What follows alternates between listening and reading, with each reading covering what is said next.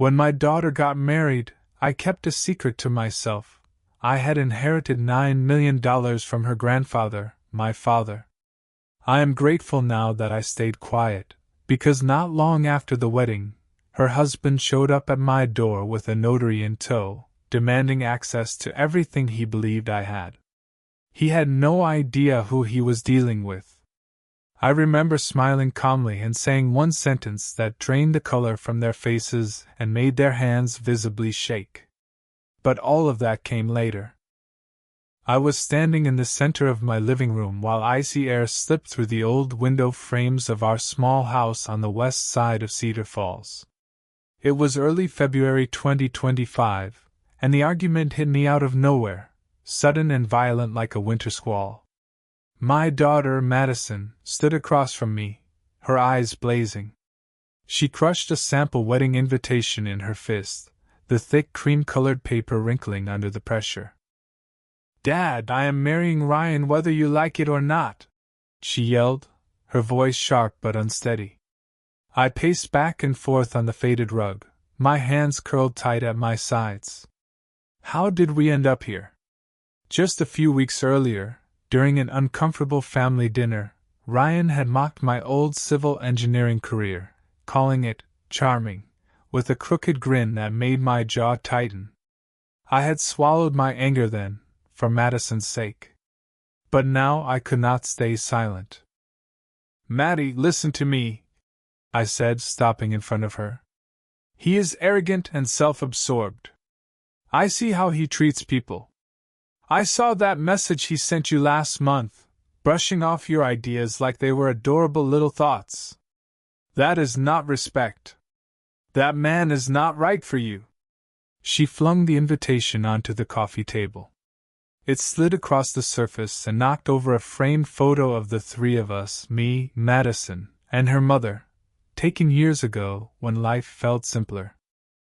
The glass shattered when it hit the floor, the sound cutting straight through my chest. "You are just jealous because I am finally happy," she shot back. "Mom has been gone for 15 years. You raised me alone, and I appreciate that, but I need my own life now. Ryan loves me. He proposed on that lake trip last fall. You remember that. Stay out of it." I gripped the edge of the kitchen table so hard my knuckles turned white. Memories flooded me without warning. Madison as a little girl after her mother's car accident, curled up beside me during sleepless nights. My father stepping in when I was barely holding things together, taking us fishing along the Cedar River, teaching Madison how to play chess in his warm study, quietly warning me about people who only take. He passed away 2 months earlier at the age of 81. Leaving me an inheritance that still felt unreal, $9 million from decades of careful investing. I had planned to tell Madison someday, but not now. Not with this rushed engagement, and the uneasy feeling settling deep in my gut. "Maddie, please," I said softly, stepping closer. "You have only known him a year. Why is everything happening so fast?" Her face twisted, tears spilling over. "Because I love him. And if you cannot support me, then do not come to the wedding." She grabbed her coat from the hook by the door and stormed outside into the snow. The door slammed behind her, the sound echoing through the suddenly empty house. I sank into my armchair and stared at the broken photo on the floor. My chest ached with grief and anger tangled together. Raising her had been my entire world. I retired early, lived on a tight pension, skipped opportunities, all so I could be there for her school plays and late-night talks.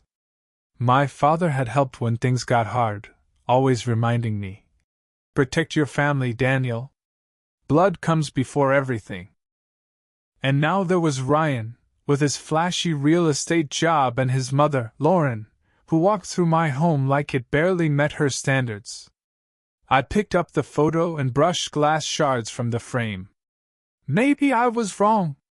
Maybe Ryan was just ambitious. Still, the unease would not let go.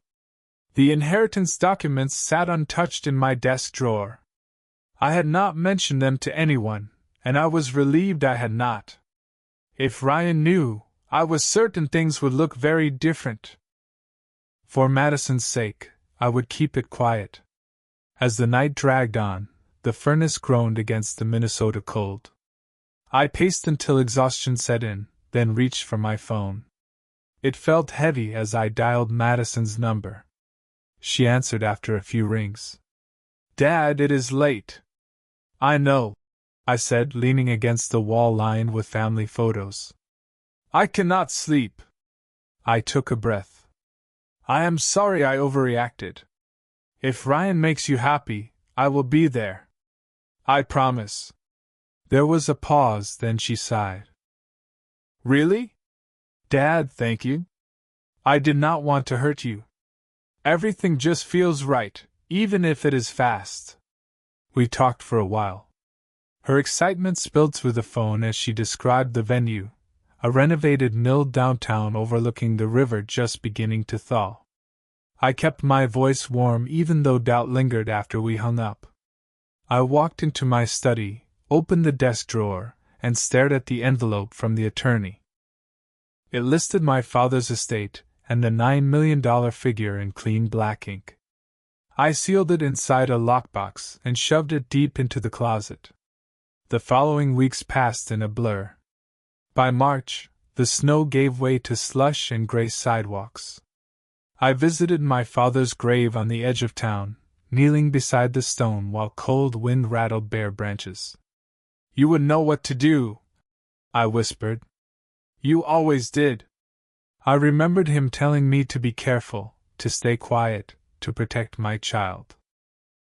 I threw myself into wedding preparations, trying to mend the distance. At the bridal shop, I watched Madison spin in her dress, the lace glowing under bright lights. "You look beautiful," I told her, hugging her carefully. "Thanks, Dad. Ryan's mom is helping with the flowers. Lauren has amazing taste," she said, smiling, though I noticed the tension around her eyes. Later, we met for lunch at a small diner off Highway 12. Ryan and Lauren arrived in a luxury sedan, parking beside our older cars. Ryan shook my hand firmly. "Glad you are on board, Daniel. This wedding is going to be impressive."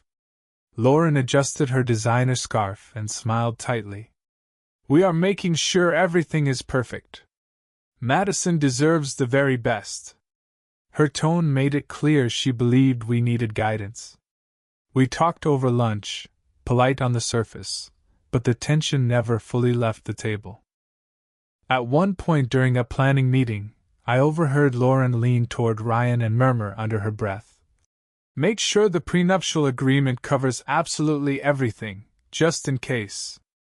Ryan nodded slowly, a smug smile tugging at his mouth. My fork froze halfway to my lips. Was that greed I was hearing? Madison sat beside him, chatting cheerfully about honeymoon destinations, completely unaware of what had just been said behind her back. I forced myself to keep my expression neutral, but the comment lodged itself in my mind like a splinter.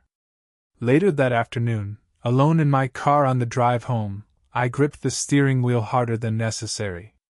That single sentence replayed over and over. I took a detour and stopped at the office of an old friend of mine, a lawyer who worked out of a modest suite in a downtown strip plaza. We had known each other for decades. I asked casually about inheritance privacy laws, keeping my tone light. "If you do not disclose it, it is fully protected," he said confidently, sliding a brochure across his desk. "Legally airtight." "Why would someone hide something like that?" he asked, studying my face. "Just being careful," I replied, tucking the pamphlet into my coat pocket. By late March, trees were starting to bud, and the wedding was only weeks away. I spent an afternoon at Madison's apartment helping her assemble wedding favors. She and Ryan were already living together in a small, newly renovated unit across town. Cardboard boxes filled the living room, and tissue paper rustled as we worked side by side. "Dad, Ryan has been amazing," she said, tying a ribbon carefully. "He keeps talking about buying a bigger house soon. Something with room to grow." I nodded slowly, my stomach tightening. Given his real estate background, the idea made sense on the surface, but the urgency behind it felt deliberate. "That sounds ambitious," I said evenly. "Just make sure it is truly what you want." She paused, ribbon dangling from her fingers. "Of course it is. Why wouldn't it be?" That evening, Ryan hosted a family dinner at their place. Lauren dominated the conversation from the moment she arrived, boasting about business ventures and contacts. Ryan chimed in frequently, his arm wrapped around Madison in a way that felt more possessive than affectionate. When dessert was served, a pie from a local bakery, the conversation shifted toward finances and future plans. "You must have a decent nest egg from your engineering career, Daniel," Ryan said casually, though his eyes were sharp and calculating. I laughed lightly. "Enough to live comfortably." His gaze lingered a moment too long. Lauren smiled, but it never reached her eyes. As I waved goodbye from the porch later that night, a chill settled over me that had nothing to do with the weather. The wedding was approaching fast, and something about their behavior felt increasingly wrong. The ceremony took place on a crisp afternoon in early April 2025 at the renovated Mill venue downtown. Floral arches framed the entrance, beautiful and deceptive in their promise of joy. I adjusted my tie and scanned the room, my unease from that dinner still gnawing at me. Guests mingled beneath chandeliers, soft music filling the space. Across the room, Lauren's eyes locked onto mine briefly before she turned back to Ryan. Both of them wore perfectly tailored outfits that radiated excess. The ceremony began on time. Madison walked down the aisle on my arm, her veil fluttering softly. "Thank you for being here, Dad," she whispered, squeezing my hand. I nodded, forcing myself to stay present as memories of my father's warnings about rushed marriages echoed in my mind. The vows were exchanged. Ryan's voice was smooth and practiced. When the officiant pronounced them married, applause erupted. I clapped along, though my attention stayed fixed on the way Ryan kissed her, firm, claiming, almost territorial. At the reception, long tables overflowed with hearty food, roast beef, mashed potatoes, fresh salads, and local cheeses. I made polite rounds, greeting relatives, until Lauren intercepted me near the head table with a glass of champagne. "How charming that you came alone," she said sweetly. "No companion from your social circles?" "Family is enough for me," I replied evenly. "Congratulations." She leaned closer, lowering her voice. "Ryan has worked very hard for this life. Madison is lucky he can elevate her beyond what she is used to." Her eyes flicked briefly to my simple suit. I ignored the jab, though it burned. Ryan joined us, clapping my shoulder a little too forcefully. "Big turnout, Daniel. Your toast is coming up later. Keep it brief. We are on a tight schedule." I moved away and found a seat. Nearby, I overheard guests murmuring near the bar. "She is definitely marrying up. Her dad seems nice, but that house of his..." Heat crept into my face. Across the room, Madison danced with Ryan, laughing, though her eyes kept drifting toward me, as if she was checking to make sure I was still there. After dinner, I stood to give my toast. "To Madison and Ryan," I said, raising my glass, my heart pounding. "May your marriage be filled with love, trust, and respect. Madison is my world, and I trust you will always treat her with the care she deserves." There were murmurs of approval. Ryan followed with his own speech, smirking into the microphone. "Thanks, Daniel. Appreciate the sentiment. With some deals closing soon, we will be living very well. Houses, travel, the whole package. No more scraping by. Laughter rippled through the room, sharp and uncomfortable. Lauren added smoothly, progress is everything. Madison glanced at me apologetically but said nothing. I sat back down, hands clenched beneath the table. This was no longer simple arrogance. It felt calculated. As the night wore on, we cut the cake, an elaborate tower of icing that only deepened the bitterness rising inside me. I danced briefly with Madison, her head resting against my shoulder. "Dad, please ignore them," she whispered. "They are just excited." "Excited about what?" I asked quietly as I guided her across the floor. "Our future," she said after a pause. "It is going to be amazing." Later, I caught Ryan whispering urgently to Lauren, their heads bent close together, hands gesturing. My instincts screamed warning. During the garter toss, one of Ryan's colleagues shouted jokingly, "Next toss should be for the inheritance." Ryan laughed it off, but his eyes met mine for a split second, sharp and assessing. My pulse spiked. Had he suspected anything about my father's estate? I was grateful beyond words that I had kept silent. By the end of the night, guests filtered out. Outside, Madison hugged me tightly in the cool spring air. "I love you, Dad. We will talk soon." Honeymoon plans are coming together. I watched their car disappear down the street, taillights fading, the knot in my chest tightening. A week later, my phone rang sharply in the quiet of my living room, pulling me out of a book. It was late March, and Madison's messages over the past few days had been short and distant. I answered immediately. "Madison, are you okay?" Her voice shattered into sobs. "Dad, please come get me. I cannot stay here. Everything is wrong." My heart slammed against my ribs. What happened? Where is Ryan? "Just come," she pleaded. "I am outside with my bags. Please hurry." The line went dead. I grabbed my keys, threw on my coat, and ran for the car. The engine roared as I pulled out, familiar Cedar Falls streets blurring under the streetlights. Rain streaked across the windshield, mirroring the storm tearing through my thoughts. What had he done? Images of her wedding day smile collided painfully with the panic in her voice.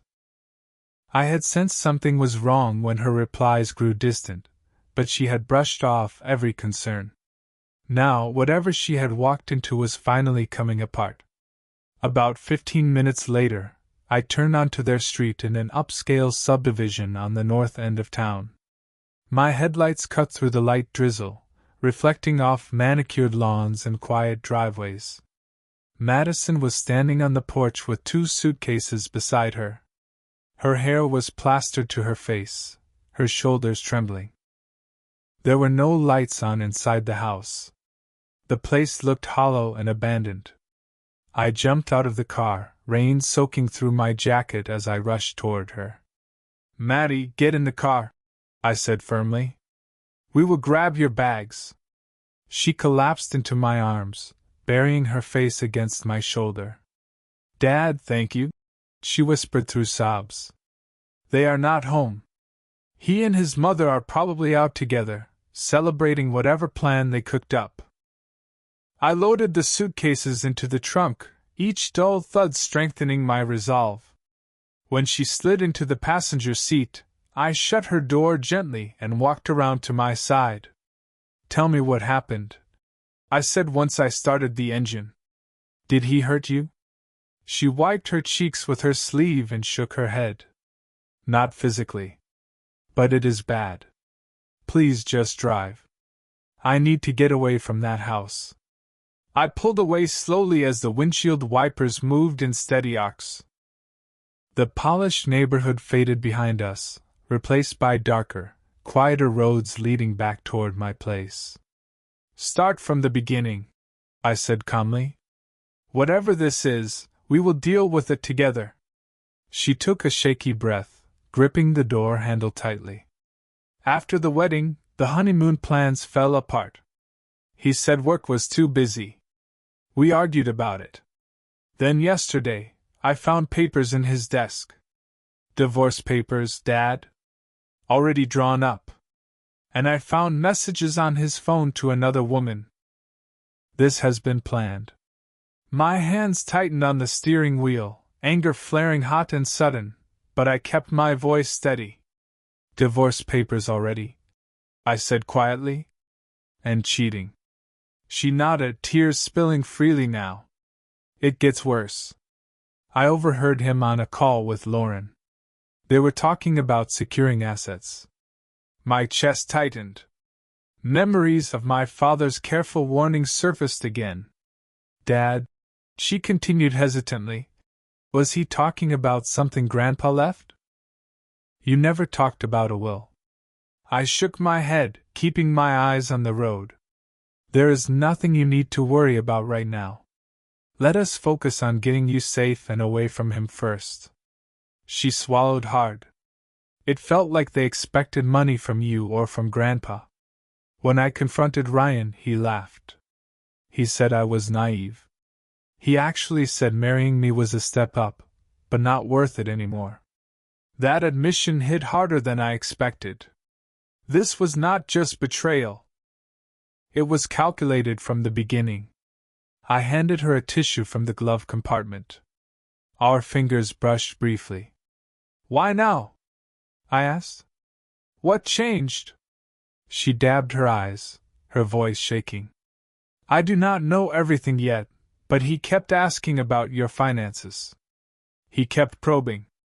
When I told him you did not have anything significant, he pulled away emotionally.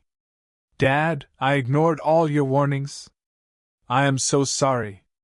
We turned onto my street, the porch light glowing warmly through the rain.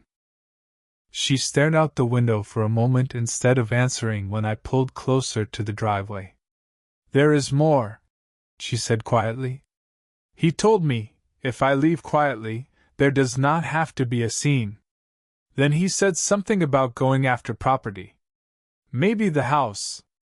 He even asked me if Grandpa left something I did not know about. The question hung heavily between us. As we drove the last stretch through the rain-slicked streets, I handed her another tissue.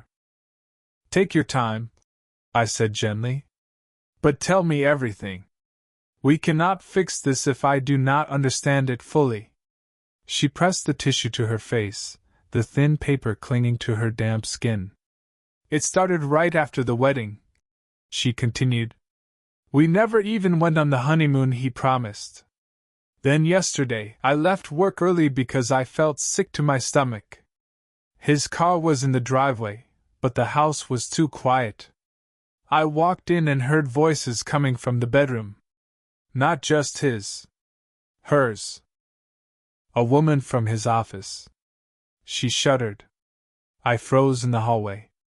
When he saw me, he did not look guilty. He looked irritated, like I had interrupted something meaningless. My knuckles whitened again on the wheel as rage surged through me. I forced myself to focus on the road, the headlights slicing through mist rising from the nearby river. And the divorce papers? I asked. You mentioned messages. She nodded, crumpling the tissue in her fist.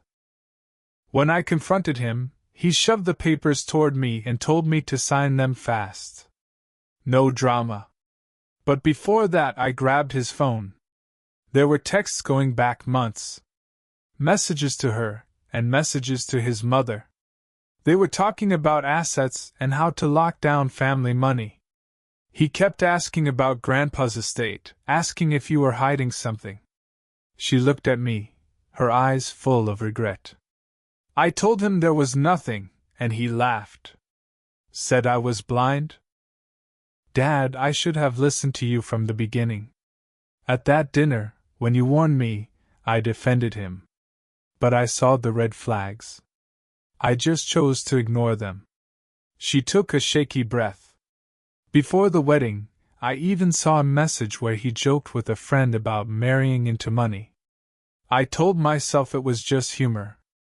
I was wrong.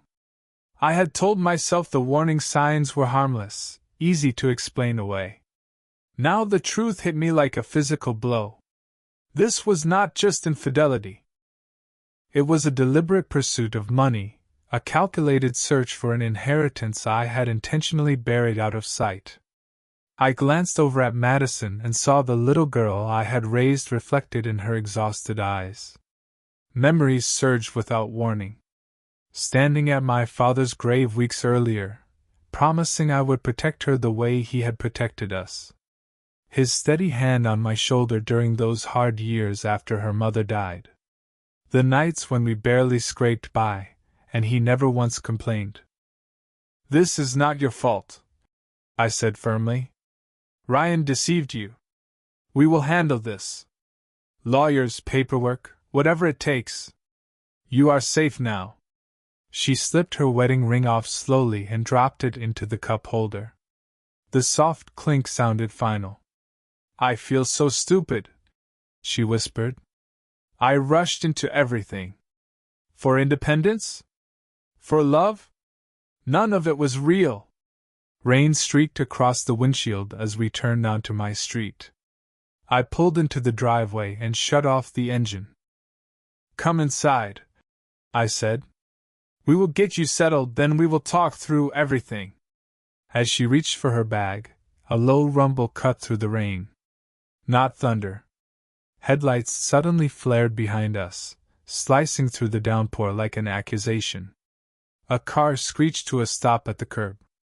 Gravel sprayed as Ryan jumped out, his face contorted with rage under the harsh glow of the street lamp. It was early April. Only a few hours had passed since I brought Madison home.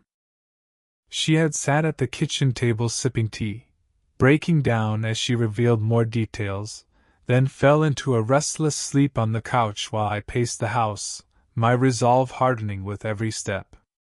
The confrontation I had been bracing for had arrived sooner than expected.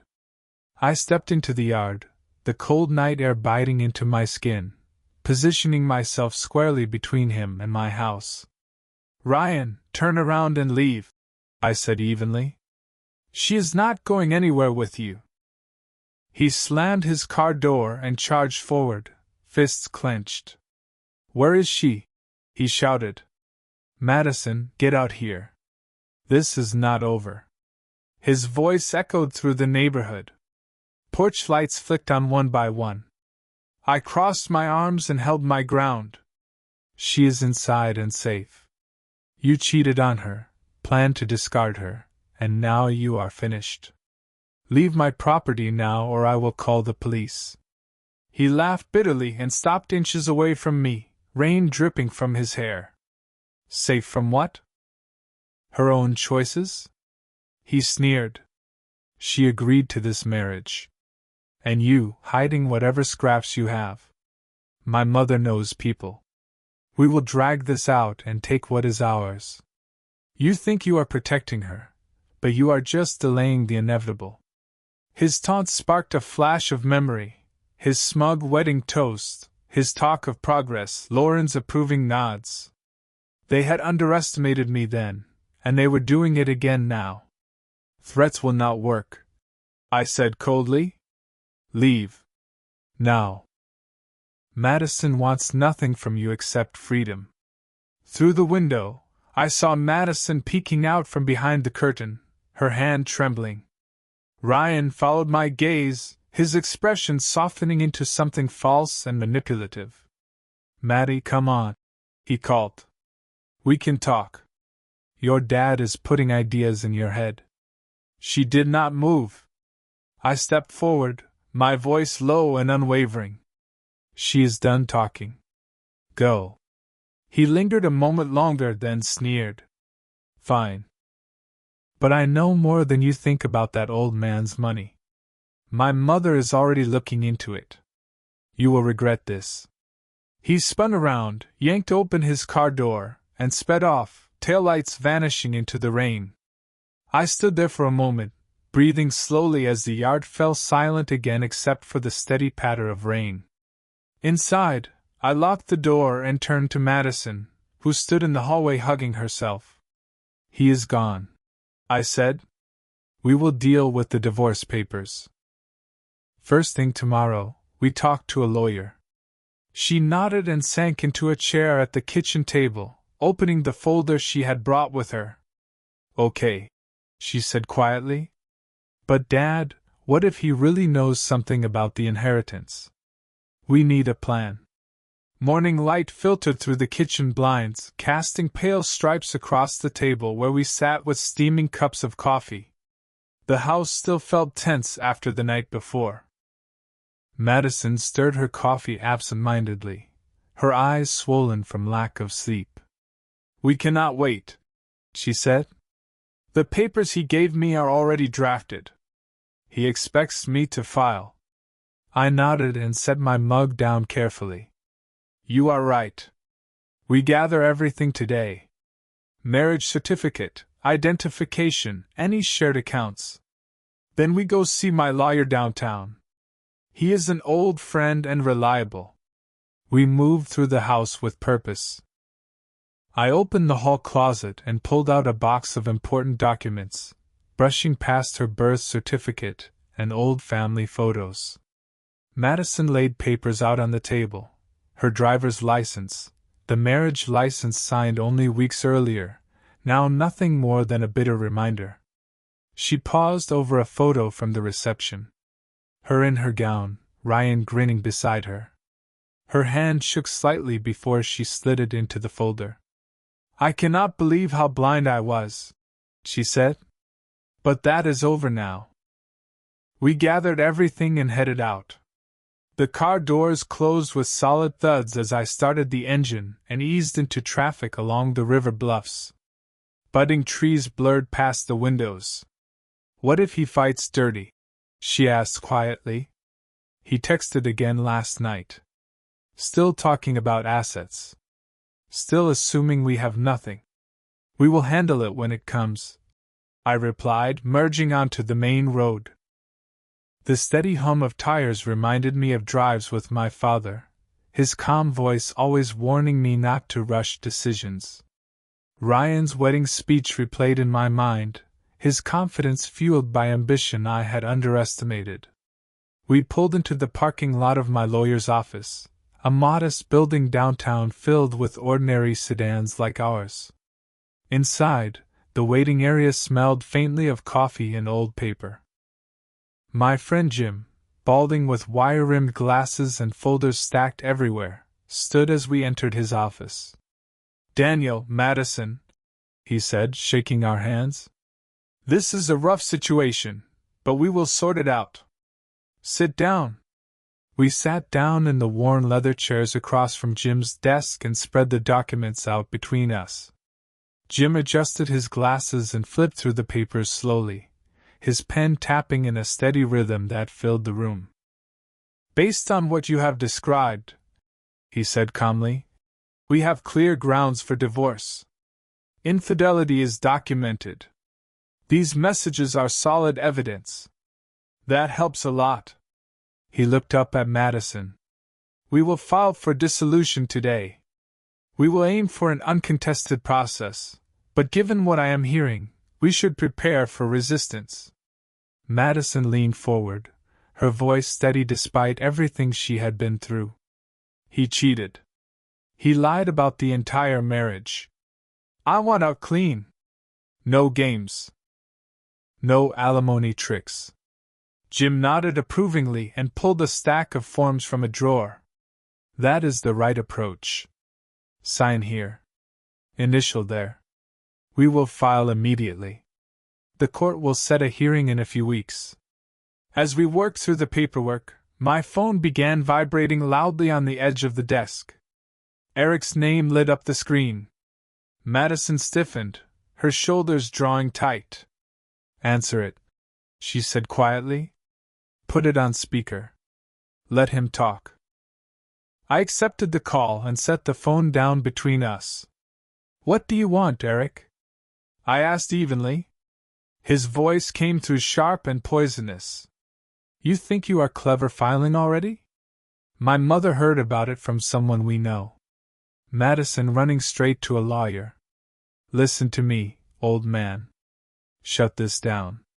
Sign the papers I gave her or I will drag you both through court. Madison's eyes burned with anger. We know you are hiding something. Eric continued. Debt, maybe? Skeletons. We will expose it all. Expose what? Madison shot back. Your affair? Go ahead. I am done with your threats. He laughed, short and cruel. You talk big now. But once a judge hears how unstable you are, running off like that, we will claim abandonment. And assets? We will take the house, the car, whatever scraps you have. My mother has connections. Jim motioned subtly for me to keep calm, silently mouthing the word record. Threats do not change facts, I said evenly. Stay away from us. I ended the call. The room went quiet except for the ticking of the wall clock. Jim exhaled slowly. That call helps your case, he said. Harassment and intimidation. I will document it. We finished signing the remaining pages, the pen scratching finality onto the paper. Madison leaned back and let out a long breath. It feels like a beginning, she said softly. On the drive home, traffic was light, but my thoughts were heavy. Eric's words echoed in my head. Hiding something. He was fishing, and he was closer than I liked. I pictured the lockbox tucked away in my closet, the inheritance untouched and still secret. When we pulled into the driveway, my phone chimed again. A message from Eric appeared on the screen. Sue if you want. We will win. You have no idea what is coming. I stared at the words, feeling something settle into place. Fear, yes, but also clarity. It was time to think several steps ahead. A few days later, my phone rang again while I paced the living room. Afternoon sunlight slanted through the windows, casting long shadows across the worn rug. The past week had been an uneasy blur. Madison was back at work, trying to act normal. I stayed up late each night reading about divorce law, the glow of my computer screen carving determination into my face. Eric's voice exploded through the phone, smug and loud. You should have listened, he said. I hired the best lawyers money can buy. Top firm out of Nebraska. They will shred your filing. Madison thinks she can walk away, but we will take everything. That poor act of yours will not hold up. I stood by the window, gripping the phone tightly as the curtains fluttered in a light breeze. Boast all you want, I replied. The truth is on our side. He chuckled darkly. Truth? Like how Madison is the one who ran. My mother is already talking. Word is spreading that she got cold feet. Maybe even cheated first. Small towns love gossip. The line went dead. I set the phone down slowly, my heart pounding. Lies spread quietly, efficiently, like poison. That evening, a cautious knock sounded at the door while we were eating dinner. Madison froze, her fork suspended in midair. Who now? She asked. I opened the door to find Mrs. Caldwell from next door, gray hair neatly pinned, holding a casserole dish as if it were a shield. I hate to intrude, she said gently, but I have been hearing things. At my book club. From Lauren. She is telling people Madison left for no reason. Saying she is unstable. Even hinting at an affair. I do not believe it, but I thought you should know. Madison stepped beside me, her face draining of color. That is a lie. She is twisting everything. Mrs. Caldwell nodded sympathetically. I figured. But it is spreading. It even showed up on the neighborhood Facebook group. She handed me the warm dish and left quietly. I closed the door and locked it. Madison paced the room, arms crossed tightly. They are fighting dirty. At work today, someone asked if I was okay. Said they heard things from one of Lauren's friends. I nodded and headed for my study. Then it is time we stop playing defense. The computer hummed to life. My fingers moved quickly as I searched for private investigators in the area. Ones who specialized in marital disputes. One name stood out. A former police officer with strong reviews. My father's voice echoed in my mind. Discretion saves lives. Keeping the inheritance hidden had been the right decision. Now I would use a small portion carefully and anonymously. Madison leaned over my shoulder. You want a detective to dig into Eric? Yes, I said. Proof of the affair. Any financial schemes? We flipped the narrative. I made the call and arranged a meeting for the next morning at a quiet cafe downtown. As we spoke, an anonymous message buzzed onto my phone. She is the cheater. Watch your back. That night brought another turn. Madison checked a voicemail from a blocked number and froze. Lauren's voice played through the speaker. Tell Daniel to back off, she said coldly. We will expose family secrets if he does not. I know there is more to that old man's will. Madison replayed it for me, her hands steady even as her voice shook. They are scared, I said quietly, deleting the message but filing the thread away in my mind. We stayed up late, researching and planning, the clicking of the keyboard marking the start of our counterattack. By the next morning, I had already wired the retainer from a separate account I kept quiet for situations exactly like this. The payment left no obvious trail back to anything meaningful. While I was finalizing the investigator's appointment, a court notice arrived in the mail. A preliminary hearing date had been set. The tide was starting to turn, and I could feel it.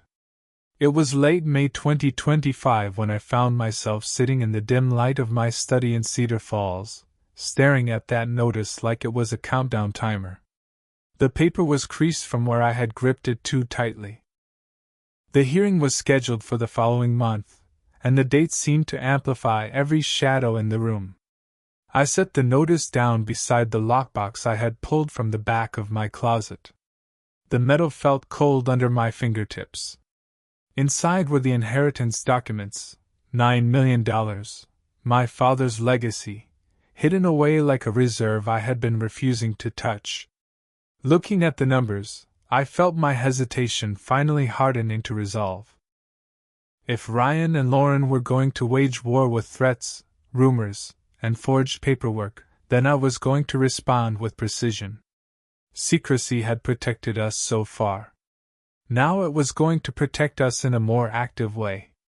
I picked up my phone and called a high-end attorney I had found through careful research, someone known for family disputes and asset protection. The line connected after 2 rings. Mr. Carter, this is Elena Vasquez, a crisp voice said. How can I help you? I need representation, I told her, keeping my tone controlled. This divorce involves potential fraud and harassment. I need it handled discreetly, and I need resources to investigate the other side. We agreed to meet the next day at a quiet cafe on the edge of town where nobody would recognize us. After we hung up, I sent a modest retainer from that separate account, $50,000 to start, carefully structured so it would not point back to anything larger. A soft confirmation tone came from my computer. I leaned back in my chair, and my mind drifted to the fall of the year before. I could still see my father in that hospital room in October 2024, the antiseptic smell thick in the air. His hand had been frail in mine, but his grip was steady when he wanted it to be. Daniel, he had whispered, eyes locked on mine. That money is for protection, not for showing off. Use it wisely against people who try to steal your peace. I had nodded without hesitation, taking his words like a final instruction. The next morning, I drove to the cafe under bright spring sunlight. The river flashed in the distance as I crossed the bridge, calm and beautiful in a way that felt almost insulting compared to what we were dealing with.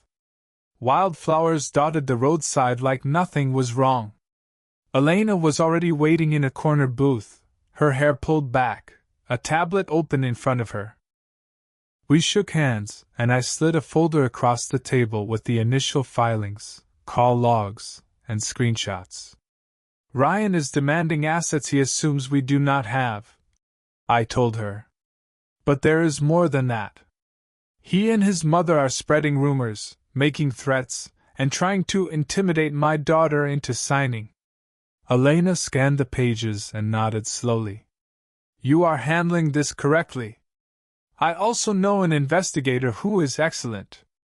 Former federal agent. He specializes in financial trails and document fraud. If there is anything improper, he will find it. We spoke in low voices while she outlined strategy, counterclaims tied to harassment, evidence of infidelity to undermine Ryan's demands, and a plan to keep our strongest evidence sealed until the right moment. Before I left, I authorized another wire transfer for the investigator. The money disappeared into the digital system, quiet and clean. The following weeks blurred together. I kept a routine to stay steady, short walks along the riverfront, simple meals, and a constant effort to keep Madison grounded. She stayed with me, returning to work each day so she had structure while we waited for updates. In early June, the investigator asked me to meet him at a downtown park where the trees cast heavy shade. He was a broad-shouldered man named Reyes, quiet and direct. He sat beside me on a bench, then handed me a manila envelope. When I broke the seal, the rips sounded loud in the silence.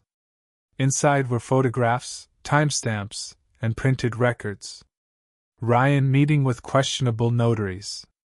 Backdated documents that looked like attempts to shift property rights. Financial records tying Lauren to suspicious payments that looked a lot like bribes. I flipped through the images. One showed Ryan in a dim office signing papers beside a notary wearing a smug expression. Another showed Lauren handing an envelope to the same man days earlier. Then my stomach tightened. One photo caught Ryan looking at a file label that made my blood run cold. Carter Estate Inquiry. They were closer than I realized. They had been digging through public records, sniffing around for anything connected to my father's will. This is extremely useful, I murmured, forcing myself to stay composed. Reyes nodded. It is enough to raise forgery and fraud issues in court. But do not tip them off. Let them keep overreaching. At my next meeting with Elena, she reviewed everything carefully. Her office desk became a growing wall of reports and exhibits, stacked neatly like a fortress. We hold this for the hearing, she said. Let them keep pushing. The more they exaggerate their claims, the more credibility they lose when we show the truth. I approved additional funding for filings and expert review, then put the lockbox back where it belonged, sealing the rest of the money away again. It was not fear. It was discipline. I would use only what was necessary, and only when it mattered. As the hearing approached, I drove to the courthouse for a pre-trial conference. The stone building rose under a sky thick with gathering clouds. Madison sat beside me, her hand resting lightly on my forearm. We are ready, she said quietly. I nodded, feeling the weight of the briefcase at my feet, documents, timelines, photographs, and proof. Not just paper. A promise that we were done being bullied. We parked, climbed the courthouse steps, and passed through the echoing hallway toward the courtroom door where muffled voices drifted out. When we entered the wood-paneled room, early summer light spilled through tall windows. By that point, more than a year had passed since the wedding. Ryan had dragged his feet with delays and procedural stalling, but we used that time to build our case quietly. Strategy sessions in Elena's office. Long, tense evenings in my house. A steady effort to keep life normal enough that Madison could breathe. Now we sat on hard benches, waiting. The judge, a stern woman in her 60s, called the case. In re dissolution of marriage, Madison Carter versus Ryan Harland. Ryan sat across the aisle with Lauren beside him. Their attorney was polished and smug in a tailored suit. The bailiff called the first witness, a notary, a nervous man with thinning hair who fidgeted with his tie as he took the stand. Ryan's attorney approached with a smooth, practiced voice. "Mr. Klein, describe the document you notarized for Mr. Harland." Klein cleared his throat and glanced toward Ryan. "It was a property transfer agreement. Mr. Harland and his wife signed it, granting him rights to certain family assets. I verified their identities and stamped it." A murmur moved through the sparse audience, some relatives, a couple of curious locals. Madison stiffened beside me. "That is a forgery," she whispered. "I never signed anything like that." Elena placed a calming hand over Madison's, her eyes never leaving the witness. When cross-examination began, Elena stood. Her heels clicked sharply against the floor as she approached the stand. "Mr. Klein," she said evenly, "this document is dated before the wedding. Yet licensing records indicate you were not authorized as a notary at that time. Can you explain that?" His face tightened. Sweat glistened along his forehead. "It must be an administrative error. I remember the signing clearly." Elena slid a photograph onto the evidence table. "Our investigator obtained time-stamped images," she said. "Is this you accepting cash from Mrs. Harland days before you stamped these documents?" Ryan's attorney jumped up. "Objection. Speculation." The judge did not even flinch. "Overruled." Her gaze sharpened on Klein. "Answer the question." Klein swallowed hard, his hands trembling slightly on the armrest as he tried to speak. "It was unrelated. A private matter." The courtroom went silent. Even the creak of the wooden benches seemed louder now, emphasizing how fragile the lie sounded hanging in the air. Lauren was called to the stand next.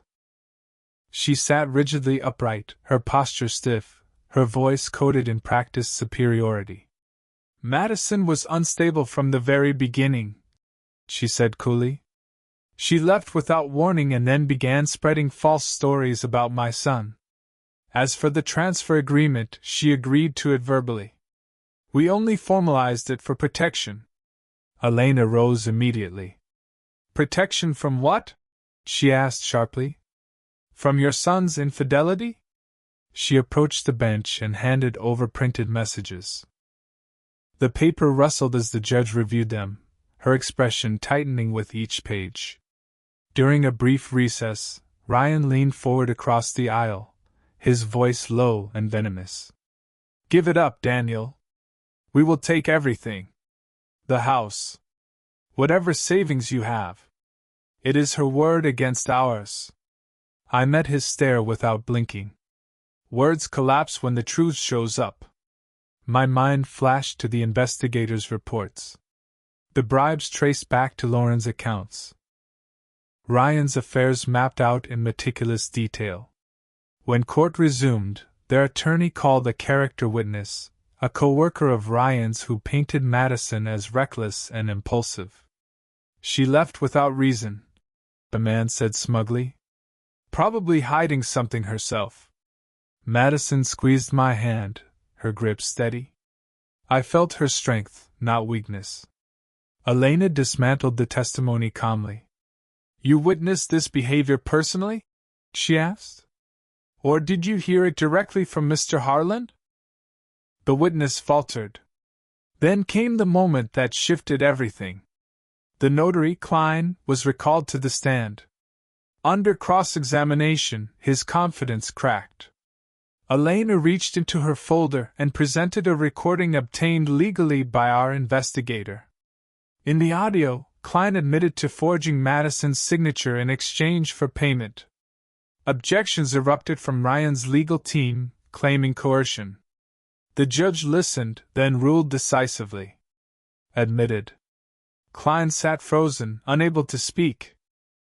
The room filled with shocked gasps until the judge struck her gavel for order. Elena turned back toward the bench. Your Honor, we are not finished. She stood and approached with a thick folder. The courtroom tightened, everyone sensing what was coming.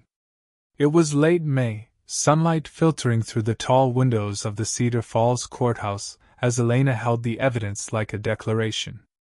These exhibits dismantle the respondent's claims entirely, she said, her voice calm and precise. She submitted detective reports, bank statements tracing bribe payments, and transcripts of recorded conversations. The judge flipped through them slowly, the quiet rustle of pages echoing. Ryan shifted in his seat, his face draining of color. Lauren gripped the armrest, her knuckles stark white. Their attorney sprang up. Objection. Chain of custody is unclear. These could be fabricated. Overruled. The judge snapped. Proceed, Ms. Vasquez. Elena activated the courtroom speakers. Klein's voice filled the room. Yeah, I can backdate it. For the right price. Make it look clean. Gasps rippled through the gallery. Light shifted across stunned faces as the deception unraveled in real time. Ryan leaned toward his mother, whispering urgently, but she silenced him with a sharp glare. I sat beside Madison, my hand resting over hers, feeling her pulse race. My thoughts jumped to the investigator's late-night call weeks earlier. We got him on tape. Now the truth was doing exactly what it was meant to do. The judge tapped her pen thoughtfully, then spoke. This evidence indicates perjury and fraud. The property transfer is invalid and stricken from the record. She turned to Klein. You contradicted your earlier testimony. Explain. He stammered, eyes darting. It was a mistake.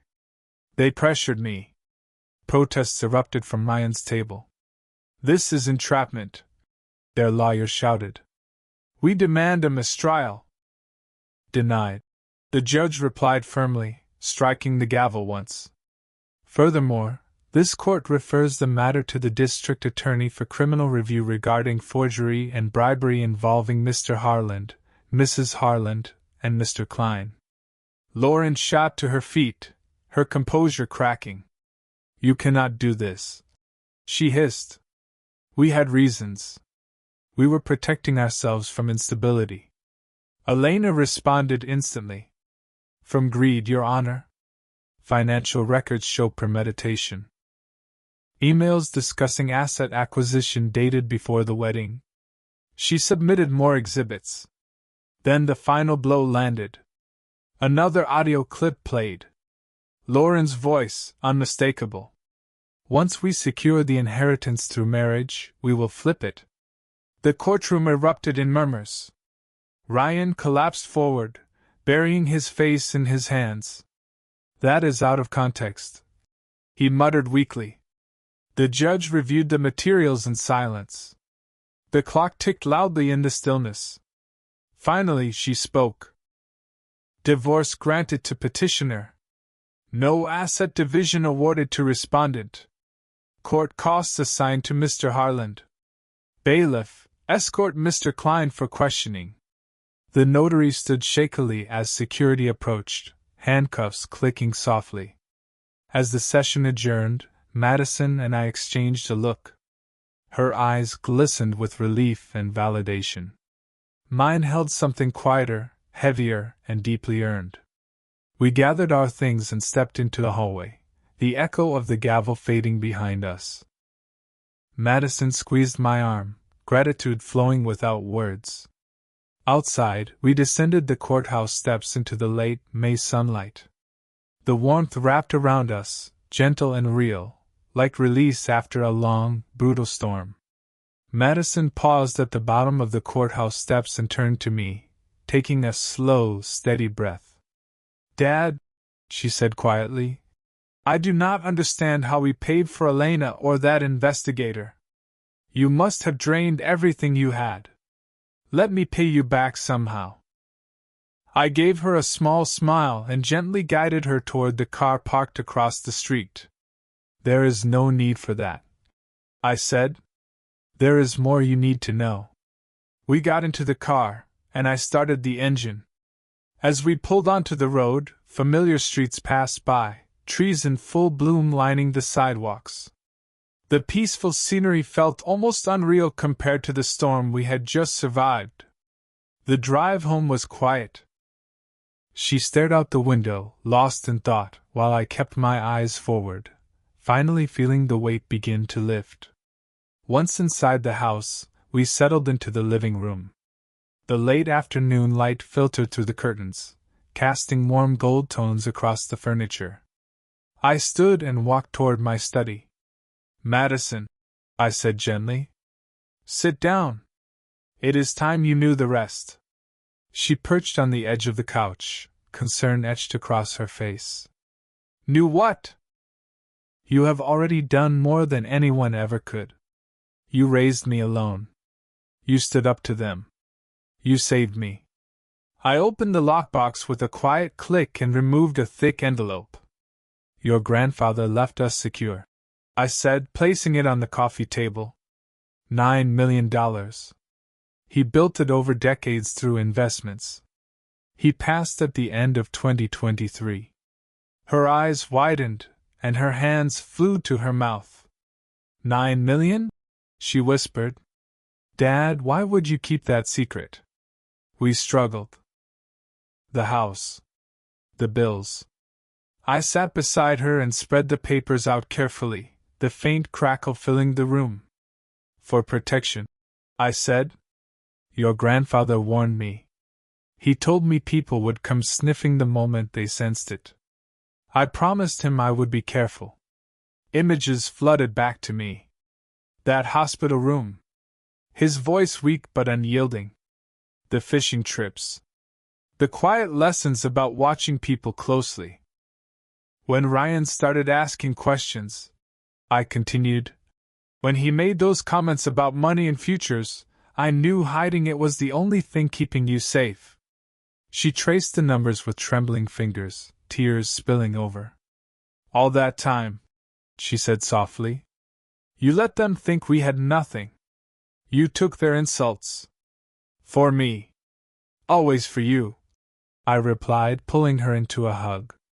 Her body relaxed against mine, the tension finally easing.